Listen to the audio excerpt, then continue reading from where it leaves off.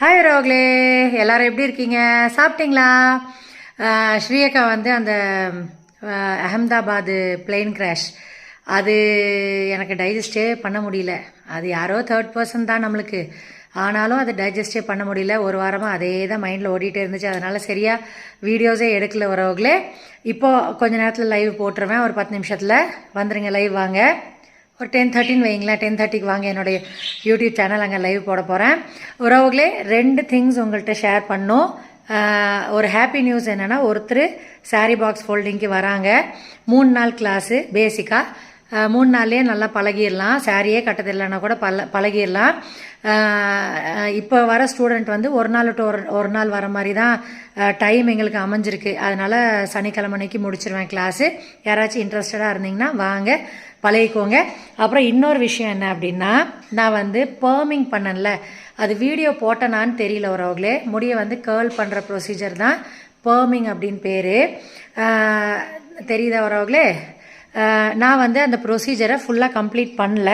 அது வந்து 4 hours procedure. நான் ஒரு சலூன் கடையில் ஒரு தம்பியை தான் எனக்கு பண்ண சொல்லியிருந்தேன். நைட்டு வந்து 9 மணிக்கு மேலே. அன்றைக்கி குளிராக வேறு இருந்துச்சா, இல்லை வெயிலாக இருந்துச்சு, காஞ்சிரும் அப்படின்னு நினச்சேன், வெயில் காலமாக இருந்தனால. ஆனால் அது நைட்டில் வந்து ஈரம். 4 மணி நேரம் ப்ரொசீஜர் 2 மணி நேரத்தில் முடித்தா எப்படி இருக்கும்?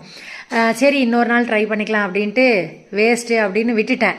எனக்கு ரொம்ப பிடிக்கும் பர்மிங்கு. ஒரிஜினலாக கேர்ள் ஆச்சுன்னா ரொம்ப பிடிக்கும். அப்புறம் சரி வேஸ்ட்டு அப்படின்னு நினச்சேன். ஆனால் 4 ஸ்டெப் ப்ரொசீஜர் இருக்குது கேர்லியாக இருக்க முடிய மெயின்டைன் பண்ணுறதுக்கு. ஷாம்பு, கண்டிஷ்னர், அப்புறம் ஒரு கேர்ள்ஸ் டிஃபைனிங் க்ரீமு, அப்புறம் சீரம், அந்த மாதிரி இருக்குது. நான் வந்து 2nd and 3rd மட்டும்தான் வாங்கி யூஸ் பண்ணுறேன். இன்றைக்கி தான் 3rd போட்டிருக்கேன். கேர்ள்ஸ் டிஃபைனிங் க்ரீம் நல்லா இருக்கா? அடர்த்தி கொடுக்குது அவங்களே முடி. எனக்கு ஓரளவுக்கு அடர்த்தி தான், ஃபுல் அடர்த்தி கிடையாது, ஒரு அளவுக்கு அடர்த்தி. இன்னும் அடர்த்தி கிடச்சிருக்கு. இந்த சைட்லாம் கொஞ்சம் பெரிய மெனப்பாஸ்னால முடி கம்மியாகிற மாதிரி தோணுச்சு. ஏஜ் ஆகுதுல, 47 வயசில் இந்த அளவுக்கு முடி இருக்கிறதே பெருசு.